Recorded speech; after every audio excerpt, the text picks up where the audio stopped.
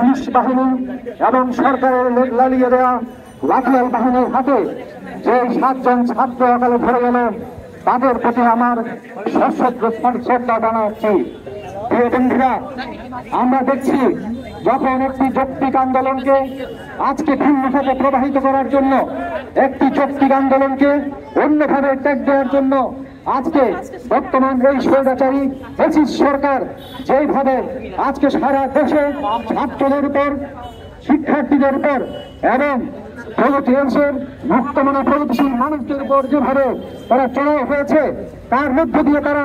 আবারও প্রমাণ করছে যে সেটা হচ্ছে যে এখন সারা দেশে এই সরকার যে স্বৈরাচারী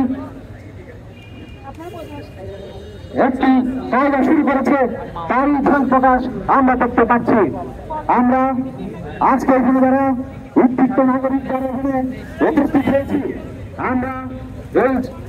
সারা দেশে শিক্ষার্থীদের যে চলমান আন্দোলন, সেই আন্দোলনের সাথে আমরা সংহতি প্রকাশ করছি এবং আশা করব আপনারা আপনাদের এই আন্দোলনকে সঠিকভাবে চালিয়ে জয়ের পথে আপনারা এগিয়ে যাবেন। সকলকে ধন্যবাদ।